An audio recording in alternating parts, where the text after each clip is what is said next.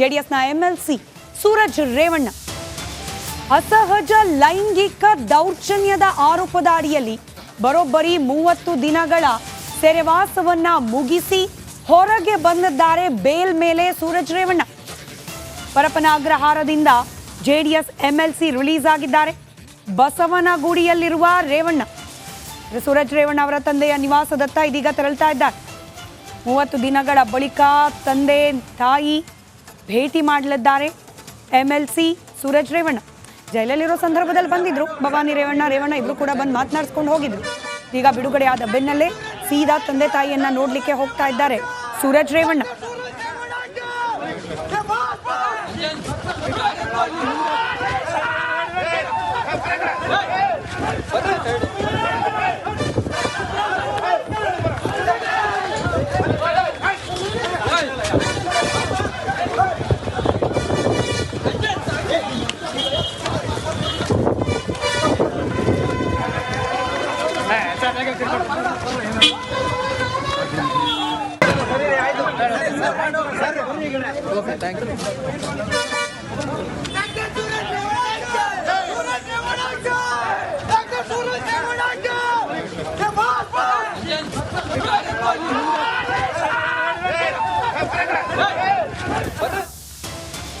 ಜೈಲಿಂದ ವಾಪಸ್ ಬರ್ತಾ ಇದ್ದ ಹಾಗೆ ನಿರೀಕ್ಷೆಯಂತೆಯೇ ಇದೆಲ್ಲವೂ ಕೂಡ ಷಡ್ಯಂತರ ಅನ್ನೋ ಹೇಳಿಕೆಯನ್ನ ನೀಡಿ ತಮ್ಮನ್ನ ತಾವು ಸಮರ್ಥಿಸಿಕೊಳ್ಳುವ ಪ್ರಯತ್ನ ಮಾಡಿದ್ದಾರೆ ಸೂರಜ್ ರೇವಣ್ಣ.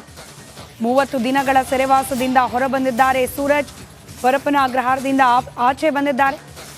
ಸಂದರ್ಭದಲ್ಲಿ ಮಾಧ್ಯಮಗಳಿಗೆ ಪ್ರತಿಕ್ರಿಯೆಯನ್ನ ನೀಡುವಾಗ ನನ್ನ ಮೇಲೆ ಷಡ್ಯಂತ್ರ ನಡೆದಿದೆ, ತೇಜೋವಧೆಗೆ ಯತ್ನ ನಡೆದಿದೆ, ನಮ್ಮ ಕುಟುಂಬದ ವಿರುದ್ಧ ಭಾರಿ ಸಂಚು ಮಾಡಿದ್ದಾರೆ, ನಾನು ತನಿಖೆಗೆ ಸ್ಪಂದಿಸಿದ್ದೇನೆ, ನಾನು ಎಲ್ಲೂ ಓಡ ಹೋಗಲ್ಲ, ಕಾನೂನಿನ ಮೇಲೆ ನಂಬಿಕೆ ಇದೆ, ಇದರಿಂದ ಮುಕ್ತವಾಗಿ ಆಚೆ ಬರ್ತೀನಿ, ಎಲ್ಲದಕ್ಕೂ 2-3 ದಿನ ಕಾಯಿರಿ, ಎಲ್ಲ ಗೊತ್ತಾಗುತ್ತೆ ಅಂತ ಸೂರಜ್ ಮೊದಲ ಪ್ರತಿಕ್ರಿಯೆ ಜೈಲಿನಿಂದ ಆಚೆ ಬಂದ ನಂತರ.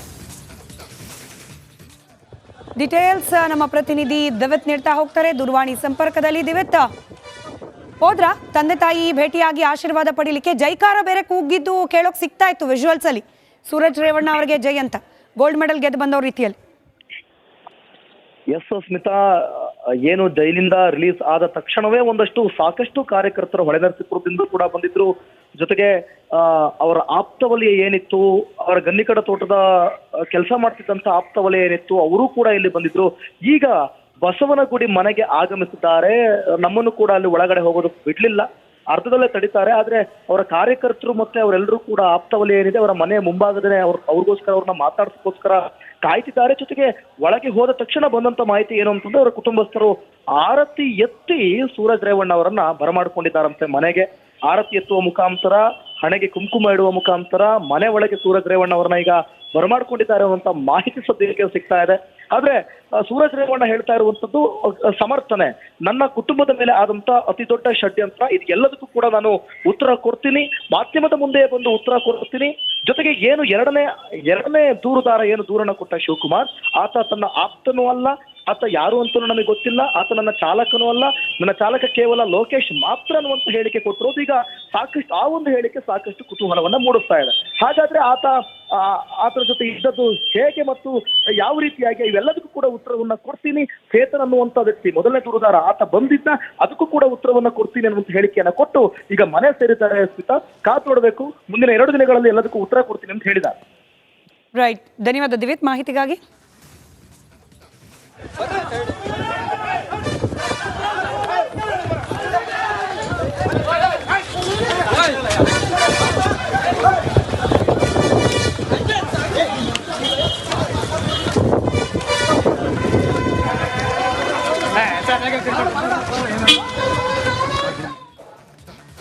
ಜೈಲಿನಿಂದ ಆಚೆ ಬಂದ ತಕ್ಷಣ ಮಾಧ್ಯಮದವರು ಆಬ್ವಿಯಸ್ಲಿ ಹೇಗಿತ್ತು ಜೈಲಿನ ಜರ್ನಿ, ವಾಪಸ್ ಬಂದಿದ್ದೀರಿ, ಏನು ಹೇಳ್ತೀರಿ ಅಂತ ಹೇಳಿ ಸೂರಜ್ ರೇವಣ್ಣ ಅವ್ರನ್ನ ಪ್ರಶ್ನೆ ಮಾಡಿದ್ರು. ಅದಕ್ಕೆ ಸೂರಜ್ ರೇವಣ್ಣ ಅವರು ಸಮರ್ಥನೆ ಕೊಟ್ಕೊಂಡಿದ್ದಾರೆ. ಎಲ್ಲ ಷಡ್ಯಂತರ ಎಲ್ಲವನ್ನ ಕೂಡ ಬಯಲು ಮಾಡ್ತೇನೆ, ಯಾರು ಮಾಡಿದ್ರು ಷಡ್ಯಂತರ, ಏನೆಲ್ಲ ಆಯಿತು ಅನ್ನೋದ್ರ ಬಗ್ಗೆ 2 ದಿನ ಟೈಮ್ ಕೊಡಿ ಅಂತ ಕೇಳಿದ್ದಾರೆ. ಸೂರಜ್ ರೇವಣ್ಣ ಅವರು ಜೈಲುವಾಸ ಮುಗಿಸಿ ಅಂದರೆ ಬೇಲ್ ಮೇಲೆ ಆಚೆ ಬಂದ ಸಂದರ್ಭದಲ್ಲಿ ಏನು ಮಾತನಾಡಿದ್ರು ಕೇಳಿಸ್ಕೊಳ್ಳಿ. ಸತ್ಯನ ಜಾಸ್ತಿ ದಿನ ಮುಚ್ಚಿಡೋಕ್ಕಾಗಲ್ಲ. ಇವತ್ತೇನು ಸುಳ್ಳು ಆರೋಪಗಳನ್ನು ಮಾಡಿ ಈ ಬೇಸ್ಲೆಸ್ ಅಲಿಗೇಷನ್ಗಳನ್ನ ಮಾಡಿ, ಈ ಷಡ್ಯಂತ್ರಗಳನ್ನ ಮಾಡಿ, ಕುತಂತ್ರ ಮಾಡಿ ನಮ್ಮ ಕುಟುಂಬನ ನನ್ನ ಮೇಲಾಗಲಿ ವೈಯಕ್ತಿಕವಾಗಿ ಇವತ್ತು ತೇಜೋವಧೆ ಮಾಡಬೇಕು ಅನ್ನೋ ದುರುದ್ದೇಶದಿಂದ ಇವತ್ತೇನು ಈ ಒಂದು ಪ್ರಕರಣ ಇವತ್ತು ದಾಖಲಿಸಿದ್ದಾರೆ, ಅದಕ್ಕೆಲ್ಲದಕ್ಕೂ ಸ್ವಲ್ಪ ಕೆಲವೇ ದಿನಗಳಲ್ಲಿ ಉತ್ತರ ಬರುತ್ತೆ. ಇವತ್ತು ನಮ್ಮ ನ್ಯಾಯಾಂಗದ ಮೇಲೆ, ನಮ್ಮ ಕಾನೂನು ವ್ಯವಸ್ಥೆಯ ಮೇಲೆ ನನಗೆ ಸಂಪೂರ್ಣವಾದ ವಿಶ್ವಾಸ ಇದೆ, ಸಂಪೂರ್ಣವಾದ ನಂಬಿಕೆ ಇದೆ. ಈ ಒಂದು ಷಡ್ಯಂತ್ರದಿಂದ, ಈ ಒಂದು ಕುತಂತ್ರದಿಂದ ನಾನು ಯಾವುದೇ ಕಾರಣಕ್ಕೂ ಕೇಸ್ ಅನ್ನಲ್ಲ, ಇದು ಷಡ್ಯಂತ್ರ ಅಂತಲೇ ಹೇಳ್ತೀನಿ, ಒಂದು ಕುತಂತ್ರ ಅಂತಲೇ ಹೇಳ್ತೀನಿ. ಈ ಕುತಂತ್ರದಿಂದ ಪರಿಪೂರ್ಣವಾಗಿ ಮುಕ್ತವಾಗಿ ಹೊರಗೆ ಬರ್ತೀನಿ ಅನ್ನೋದು ನನಗೆ ನಂಬಿಕೆ ಇದೆ. 2 ವಿಷಯಕ್ಕೆ ನಿಮಗೆ ಉತ್ತರ ಕೊಡೋಕೆ ಬಯಸ್ತೀನಿ ಅಷ್ಟೇ. ಈ ಸಂದರ್ಭದಲ್ಲಿ ಶಿವಕುಮಾರ್ ಅಂತ ಯಾವ ವ್ಯಕ್ತಿ ಹೇಳ್ತಾ ಇದ್ದೀರಾ, ಅವ್ನು ಯಾವ ನಮ್ಮ ಆಪ್ತ ಸಹಾಯಕನೂ ಅಲ್ಲ, ಯಾವ ಕಾರ್ ಚಾಲಕನೂ ಅಲ್ಲ. ನೀವು ಯಾವ ಪೊಲೀಸ್ ಅವ್ರನ್ನೆಲ್ಲ ಯಾರನ್ನಾರು ಬೇಕಿದ್ರೆ ಕೇಳ್ಕೋಗಿ, ಎಲ್ಲಿ ಬೇಕಾದ್ರೂ ಸ್ಪಷ್ಟೀಕರಣ ಕೊಡ್ತೀವಿ. ನಮಗಿರೋದು ಒಬ್ಬರೇ ಕಾರ್ ಚಾಲಕ, ಅದು ನಮ್ಮ ಲೋಕೇಶ್ ಅಂತ. ಇನ್ಯಾರು ನಮ್ಮ ಕಾರ್ ಚಾಲಕನೂ ಇಲ್ಲ, ಯಾವ ಆಪ್ತ ಸಹಾಯಕನೂ ಇಲ್ಲ. ಇವತ್ತಿನ ರಾಜಕೀಯ ವಲಯದ ಅತಿ ದೊಡ್ಡ ಸುದ್ದಿ ಕಡೆ ಗಮನ ಕೊಡೋ ಸಮಯ. ಇವತ್ತು ಕೇಂದ್ರ ಬಜೆಟ್, ಪೂರ್ಣ ಪ್ರಮಾಣದ ಬಜೆಟ್ ಮಂಡನೆಯನ್ನ ಮಾಡಿದ್ದಾರೆ ವಿತ್ತ ಸಚಿವೆ ನಿರ್ಮಲಾ ಸೀತಾರಾಮನ್. ಸಹಜವಾಗಿ ರಾಜ್ಯದಿಂದಲೂ ಕೂಡ ಒಂದಷ್ಟು ನಿರೀಕ್ಷೆಗಳಿತ್ತು. ರಾಜ್ಯಕ್ಕೂ ಕೂಡ ಈ ಬಾರಿಯ ಬಜೆಟ್ನಲ್ಲಿ ಒಂದಷ್ಟು ವಿಶೇಷ ಅನುದಾನಗಳು ಬರಬಹುದು. ಬರ ಪರಿಹಾರದ ವಿಚಾರದಲ್ಲಿ ಸಿದ್ದರಾಮಯ್ಯನ್ ಪದೇ ಪದೇ ಪ್ರಸ್ತಾಪ ಮಾಡ್ತಿದ್ದಾರೆ, ಅನ್ಯಾಯ ಆಗಿದೆ ಅಂತ ಹೇಳಿ. ತೆರಿಗೆ ಹಂಚಿಕೆ ವಿಚಾರದಲ್ಲೇ ಅನ್ಯಾಯ ಆಗಿದೆ ಅಂತ ಹೇಳಿ ಹೇಳ್ತಿದ್ದಾರೆ. ಇದಕ್ಕೊಂದಷ್ಟು ಪರಿಹಾರ, ನೀರಾವರಿ ಯೋಜನೆಗಳಿಗೊಂದಷ್ಟು ಅನುದಾನ ಇತ್ಯಾದಿ ಇತ್ಯಾದಿ. ಆದರೆ ಮೈತ್ರಿ ಧರ್ಮವನ್ನು ಒಂದು ಕಡೆ ಪಾಲನೆ ಮಾಡಿ ಮತ್ತೊಂದು ಕಡೆಯ ಮೈತ್ರಿ ಧರ್ಮಕ್ಕೆ ಅನ್ಯಾಯ ಮಾಡ್ತಾ ಕೇಂದ್ರ ಸರ್ಕಾರ ಈ ಬಾರಿಯ ಬಜೆಟ್ನಲ್ಲಿ ಒಂದು ಮೈತ್ರಿಗೆ ಬೆಣ್ಣೆ, ಮತ್ತೊಂದು ಮೈತ್ರಿಗೆ ಸುಣ್ಣ ಅನ್ನೋ ರೀತಿಯ ಪರಿಸ್ಥಿತಿ. ಸರ್ಕಾರ ರಚನೆಯಲ್ಲಿ ಬಹಳ ದೊಡ್ಡ ಸಾಥ್ ನೀಡಿದ್ದ ಬಿಹಾರ ಹಾಗೆ ಆಂಧ್ರ ಪ್ರದೇಶದ 2 ಪಕ್ಷಗಳು. ಹೀಗಾಗಿ ಬಿಹಾರ ಹಾಗೆ ಆಂಧ್ರ ಪ್ರದೇಶಕ್ಕೆ ಭರಪೂರ ಕೊಡುಗೆಗಳು. ಒಂದು ರಾಜ್ಯಕ್ಕೆ 15,000 ಕೋಟಿ, ಮತ್ತೊಂದು ರಾಜ್ಯಕ್ಕೆ 26,000 ಕೋಟಿ. ಕರ್ನಾಟಕಕ್ಕೆ ಇನ್ ಸ್ಪೆಸಿಫಿಕ್ ಅನ್ನೋ ರೀತಿಯಲ್ಲಿ ಯಾವುದೇ ವಿಚಾರವೂ ಕೂಡ ಪ್ರಸ್ತಾಪ ಆಗಲಿಲ್ಲ. ಹೀಗಾಗಿ ಇಲ್ಲಿ JDS ಜೊತೆಯಲ್ಲಿ ಮೈತ್ರಿ ಇದ್ರೂ ಕೂಡ, ಕುಮಾರಸ್ವಾಮಿ ಅವರು ಕೇಂದ್ರ ಸಚಿವರಾಗಿದ್ರೂ ಕೂಡ ನಮ್ಮ ರಾಜ್ಯಕ್ಕೆ ವಿಶೇಷವಾದ ಯೋಜನೆಗಳು ಯಾವುದು ಈ ಬಾರಿಯ ಬಜೆಟ್ನಲ್ಲಿ ಘೋಷಣೆ ಆದಂತೆ ಕಾಣ್ತಾ ಇಲ್ಲ.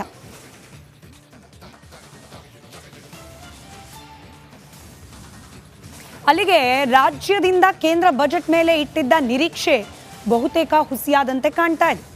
ಬಿಹಾರ ಆಂಧ್ರ ಪ್ರದೇಶಕ್ಕೆ ಮೈತ್ರಿ ಧರ್ಮ ಪಾಲನೆ ಅನ್ನೋ ರೀತಿಯಲ್ಲಿ ಕೋಟಿ ಕೋಟಿ ರೂಪಾಯಿ ಅನುದಾನವನ್ನು, ವಿಶೇಷ ಅನುದಾನಗಳನ್ನು ಬಿಡುಗಡೆ ಮಾಡಲಾಗಿದೆ.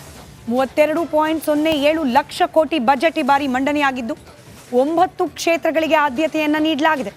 ಉದ್ಯೋಗ ಸೃಷ್ಟಿ, ಕೌಶಲ್ಯ ಅಭಿವೃದ್ಧಿ, ಹಾಗೆ MSMEಗಳಿಗೆ ಒಂದಷ್ಟು ಉತ್ತೇಜನ, ಮಹಿಳಾ ಸಬಲೀಕರಣ ಇತ್ಯಾದಿ ಇತ್ಯಾದಿ 9 ಕ್ಷೇತ್ರಗಳಿಗೆ ಆದ್ಯತೆಯನ್ನು ನೀಡಲಾಗಿದೆ. ಆದರೆ ಕೇಂದ್ರದಲ್ಲಿ ರಾಜ್ಯದ 5 ಸಚಿವರಿದ್ದರೂ ಕೂಡ ವ್ಯರ್ಥ ಆಯ್ತಾ? ಅವರಿಂದ ವಿಶೇಷವಾಗಿ ರಾಜ್ಯಕ್ಕೆ ಏನನ್ನೂ ಕೂಡ ತರಲಿಕ್ಕೆ ಸಾಧ್ಯವಾಗಲಿಲ್ವಾ? ರಾಜ್ಯಕ್ಕೆ ಅನುದಾನ ತರುವಲ್ಲಿ ಸೋತ್ರ ಕೇಂದ್ರ ಸಚಿವರು ಅನ್ನೋ ಅನುಮಾನಕ್ಕೆ ಇವತ್ತಿನ ಬಜೆಟ್ ಕಾರಣವಾಗ್ತಾ ಇದೆ. ಕೇಂದ್ರ ಸಚಿವ HD ಕುಮಾರಸ್ವಾಮಿ ಅವರು ಉಕ್ಕು ಮತ್ತು ಬೃಹತ್ ಕೈಗಾರಿಕೆ ಕೇಂದ್ರ ಸಚಿವರು.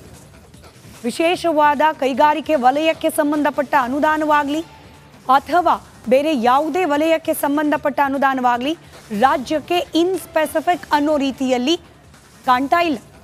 ನೆಕ್ಸ್ಟ್ನಲ್ಲಿ ಇನ್ನೊಂದಷ್ಟು ಡೀಟೇಲ್ಡ್ ರಿಪೋರ್ಟ್ಗಳು ಸಿಗಬಹುದು. ಆದರೆ ಇವತ್ತು ಘೋಷಣೆಯಾದ ಸಂದರ್ಭದಲ್ಲಿ ಅಸ್ಸಾಂ ಬಗ್ಗೆ ಪ್ರಸ್ತಾಪ ಆಯಿತು, ಹಿಮಾಚಲ ಪ್ರದೇಶದ ಬಗ್ಗೆ ಪ್ರಸ್ತಾಪ ಆಯಿತು, ಹಾಗೆ ಆಂಧ್ರ ಪ್ರದೇಶ, ಬಿಹಾರದ ಬಗ್ಗೆ ಪ್ರಸ್ತಾಪ